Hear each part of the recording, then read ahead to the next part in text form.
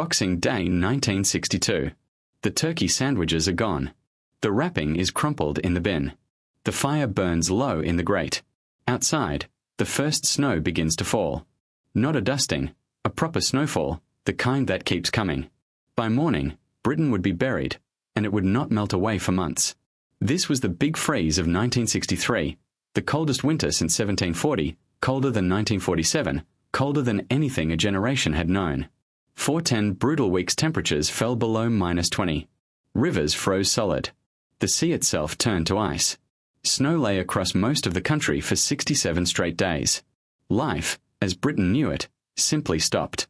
It began, quietly, in the days before Christmas. The weeks beforehand had been rough and stormy, but nothing extraordinary. People shopped, wrapped presents, planned what to watch on the telly. Then, on December 22nd, a massive high-pressure system moved northeast of Britain, pulling freezing air straight from Scandinavia and Russia. The mild Atlantic winds that normally keep Britain bearable were blocked completely, pushed south toward the Mediterranean. The cold air that replaced them was locked in. Not for days. 4 months. On Christmas Eve, rain moving south across Scotland turned to snow. Glasgow woke to its first white Christmas since 1938. Children pressed faces to frosted windows and wondered at the world. By Boxing Day, the snow had reached southern England, leaving as much as 30 centimetres across the south. Roads that were clear on Christmas morning were gone by tea time. That was only the beginning. Overnight on the 29th and the 30th of December, the situation escalated. A blizzard hit Wales and the southwest of England. Gale-force easterly winds drove snow into drifts 6 metres deep, 20 feet, higher than a house. Villages were buried. Roads and railways disappeared. Power lines came down. Telephone wires snapped under the weight of ice and snow. In Somerset, a mail train froze solid on the tracks. A fire had to be lit beneath the engine to get it moving again. In Devon and Cornwall, the Tamar Bridge became the only link between the two counties. Helicopters from RAF Chivanor were sent to drop supplies to villages cut off across North Devon. On Dartmoor, 6,000 animals went without food for 4 days before helicopters could reach them with feed. By New Year's Eve, most of England lay under at least 6 inches of snow. In London, Big Ben chimed the New Year 10 minutes late. The snow and ice had weighed down the clock hands so heavily that even Big Ben could not keep time. Freezing fog reduced visibility to a few yards and left the ground a sheet of ice. Walking to the shops was dangerous. Driving was impossible for weeks. By mid-January, getting anywhere was a battle. Staying home offered little comfort. Most houses in 1963 had no central heating. Families relied on one coal fire in the living room. That was the house's single source of warmth. The rest of the rooms were ice boxes. You woke and could see your breath. Thick ice formed on the inside of windows. Sometimes it needed a knife to clear. Children scratched patterns into it to let daylight through. Clothes were put under the covers to warm. Slippers stayed beneath the blankets, because the moment your feet hit the floor you felt the cold. Mothers filled hot water bottles hours before bedtime. By morning, they were stone cold. Some people slept in their coats, not always from poverty, but because there was no other way to survive the night. Families spent entire evenings huddled in that one room, wearing every jumper they owned, blankets over their shoulders, hands thrust toward the flames. If you sat close to the fire, your face burned.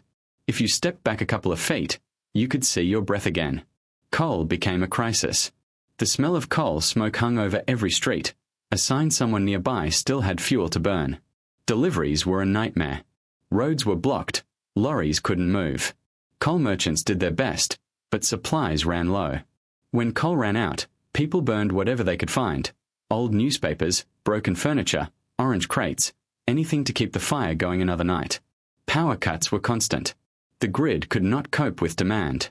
Homes lost electricity for hours at a time. No light, no radio, no television. Families sat by candlelight, playing cards, or simply talking. Children toasted bread on long forks over the fire. Mothers defrosted milk in pans of boiling water. When the lights returned, there was always that small, immediate relief. Water supplies failed next. The ground froze solid to a depth of nearly a metre in places. Mains pipes snapped. Thousands of homes lost running water for weeks. Families queued in the freezing cold at road tankers, filling buckets and kettles. In some streets standpipes were installed. You walked to the tap, filled your bucket and carried it home. Inside houses, pipes burst and water froze in toilet bowls. Getting washed meant boiling a kettle and using a flannel and a bowl. No baths. No showers. Food and farming followed the same ruthless logic. Fresh vegetables lay frozen in the fields. Farmers resorted to drills and hammers to dig up carrots and potatoes. Delivery lorries could not reach the shops. Milk bottles froze on doorsteps and shattered. After 5 days battling the conditions, London milkmen took a day off through exhaustion. 15,000 homes went without milk that morning. Rubbish piled in the streets because collection lorries could not get through. The ground froze so hard that graves could not be dug. Anyone who died during the big freeze had to wait until spring to be buried. Some of the images were extraordinary. The Thames froze over. At Oxford, on January 22nd, the ice was thick enough for a car to be driven across the river. People skated on the Thames, rode bicycles over it, even held a car rally on its surface. A sailor was photographed skiing across the frozen Medway at Rochester to visit the shops. Along the Kent coast, the sea itself froze. At Herne Bay, ice reached a mile out from the shore. Harbours froze solid. Fishing boats sat trapped, locked in the ice. In some ports, explosives were used to break through simply to keep shipping routes open. In London, the fountains at Trafalgar Square froze into statues of ice and remained that way for weeks. The countryside was harsher still. Farmers watched livestock freeze and starve. Sheep lay buried beneath drifts. Cattle could not reach feed. On Dartmoor, soldiers and helicopter crews worked to drop feed to farms cut off by the snow. The effort went on day after day. For many, it was not enough. Losses were heartbreaking. Wildlife suffered too. Rivers, lakes, and even the sea were frozen over. Birds lost their last places to find food. Water birds died in huge numbers.